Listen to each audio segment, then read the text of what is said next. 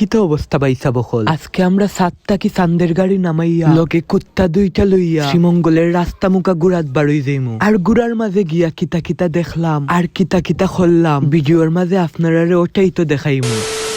আমার লগেরেরা উল্টা ফাল্টা কিতা খাইয়া চান্দের মাঝে গেছিল গি। চান থেকে আওয়ার সময় বেগের ভিতরে কইরা একটা গাড়ি লইয়া আইছে আর তার নাম ওই চান্দের গাড়ি। এরা সবাই ওই আমার কুমিল্লার আদরের ছোট ভাই আর একটা আমার ভার্সিটির বন্ধু আছে। আশা করি আজকের টুরটা সেরা হইব। রাস্তার যাইতে যাইতে কুত্তা 2টায় কই এরাও আমরা লগে গুড়াত যাইতো। এরারও গাড়ির মাঝে লই লইছি কারণ কুত্তা হলতের কাছে আমরা ঋণী। এরার স্টাইল মানুষে কফি করে। আর একটা কুত্তা রাস্তাত পাইছিলাম এখন এর নিজস্ব গাড়ি আছে ওটাই আইব।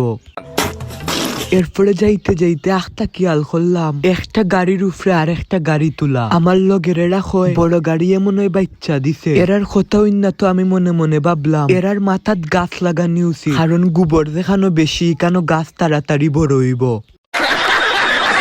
চাষার দোকানও দুধ চা খাইতাম আসলাম দেখি দোকান বন্ধ। চাষায় মনে হয় আরামের ঘুম দেরা। যাইতে যাইতে ঢুকি গেলাম লেমন গার্ডেনের রাস্তায়। রাস্তা ভাঙ্গা দেখে আমি বই গেছি কারণ ভাঙ্গা রাস্তাত গাড়িয়ে জক্কর জক্কর করবো। শরীরের জেসা মুখা জেসাটা বাড়ুই যেতে পারে।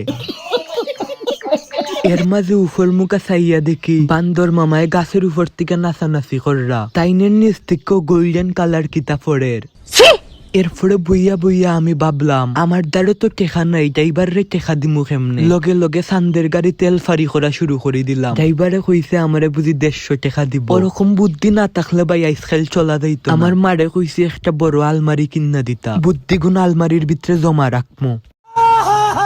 আজকেও যাইতে যাইতে এরারে আমার দাদার কথা কইলাম। এক সময় আমার দাদা এই বাগানের মাঝে সোনার সাফাতা ফলাইতা, সবুজ পাতার উপরে সোনালি কালার রং কইরা বেশি লইতা আর কি।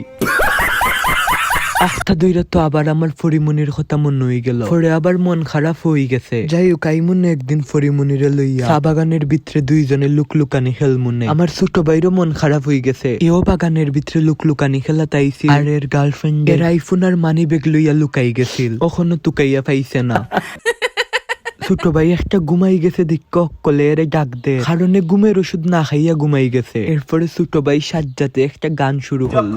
রাতে বসি বন্ধু বাজায় বাসি, রান্না বাড়া রেখে আমি কেমন করে আসি। ভালোবাসি